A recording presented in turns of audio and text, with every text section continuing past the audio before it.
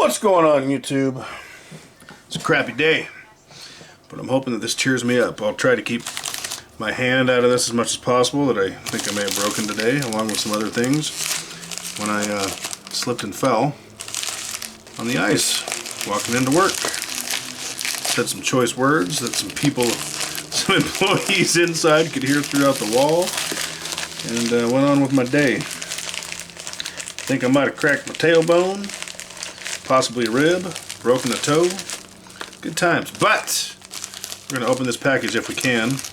This here is from Monument. It's actually two orders that they combined into one for some reason.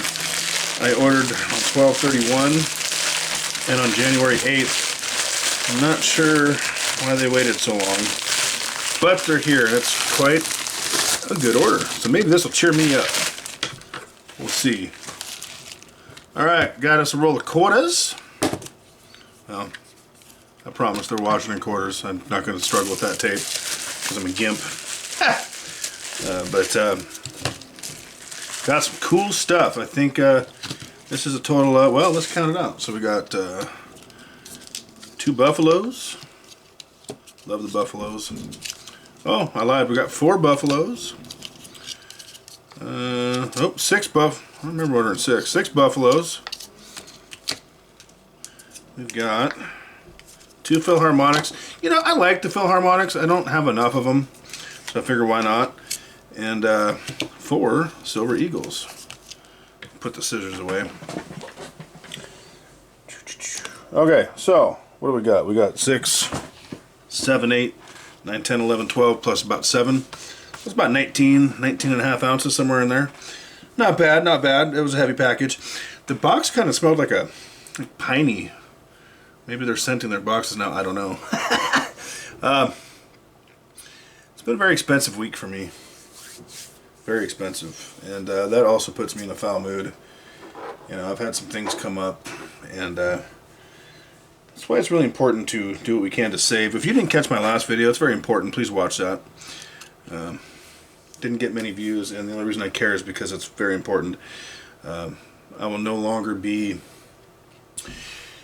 pushing a company that I've done very well with, and that video explains why. So, and also, had you listened to me at the time, you never would have lost a dime, and you'd be in good shape. But it's very important you watch that last video. It's also on Rumble. If you happen to make it over to Rumble, hit the follow button over there. Drop a comment so I know you're there. If you have a channel over there, I would like to support you back. So let me know. Once I see you commenting, I will go and search and see if you have content, because I like to support those who support me. Anyway, I did not have to sell any metal, which is good, but I really like having it just because it's a safety net. And it's this funny thing I have with saving and investing, because I do both. It's this funny thing. While I don't like to sell anything, or even dip into my cash that I have if I can avoid it. My problem is I don't like to get rid of anything. But I always tell myself when I order silver, I mean, here's 19 ounces. I haven't had time to look at the market today. I don't know what silver's sitting at. Let me look right now. I'm kind of curious now that I'm thinking about it. But I always tell myself I can always sell some silver if I have to ounce down to like 22.65. Today is 1/17/2024.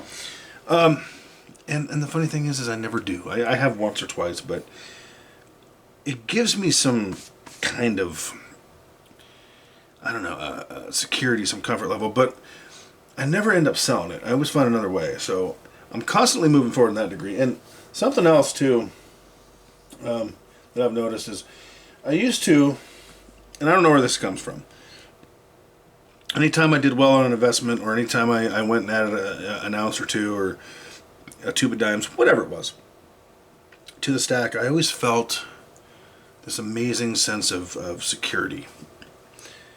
For some reason, nothing really gives me that anymore. I'm not sure what that is. I'm not sure if my appetite has changed. I'm not sure if, because I'm not one of those doomsdayers. I don't think it's all going to come crashing to a head tomorrow. I don't think everything's going to go under. I think there's going to be struggle ahead, absolutely. And I'm not a financial advisor. This is not financial advice. Do your own research. Make your own opinions.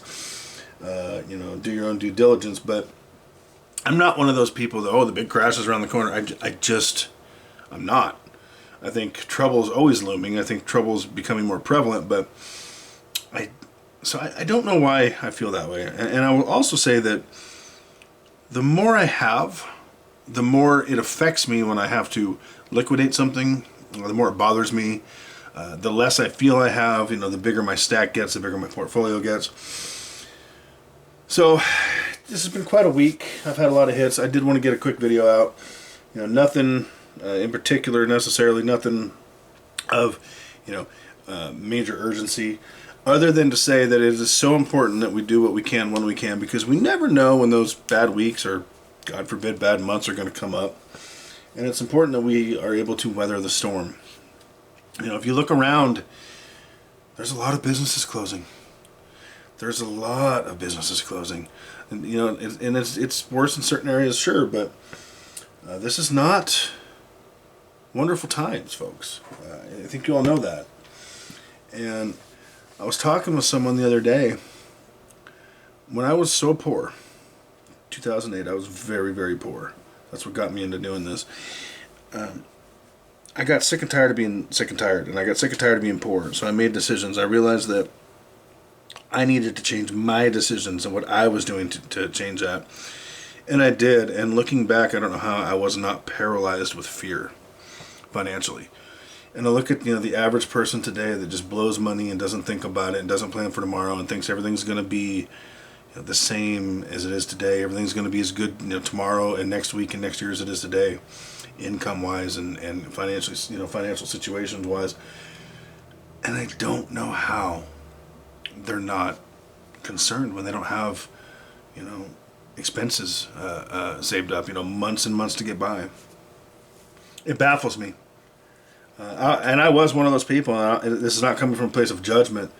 It's coming from a place of, now I've flip-flopped where I'm now into a situation where I am so opposite that direction that I don't want to say it's unhealthy, but it definitely is extreme as far as, how, I don't want to say extreme, that's not the right word, but it's very extreme, I guess, in my mindset now of how one of my biggest fears is going back to that state. And I see people all the time that have an expense come up and it's the end of the world, and they either find a way to get around it somehow through luck, or they get someone to help them out, and they don't plan for the next one and the next one. So when the next one rolls around, and this is what I try to tell people, I said, I want you to get to the point where that $200, that $500, that $1,000 expense, that $10,000 expense is nothing more than an irritation and an inconvenience, but not the end of your world.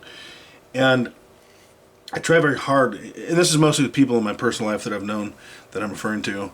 I try very hard to drill that into them, and it just seems that most people don't adopt that mindset. So I'm very grateful that I was able to. I hope you all are able to. I hope you're doing as much as you can to prepare financially, food, water, all different aspects.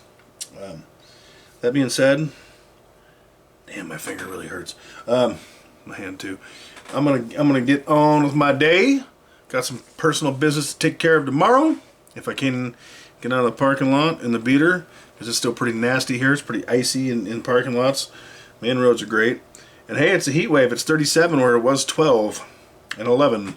So that's a plus. It should melt away soon, I hope. That being said, follow me on Rumble. Not a financial advisor. Hit the like, hit the subscribe, hit the follow, leave a comment, and don't forget, keep stacking.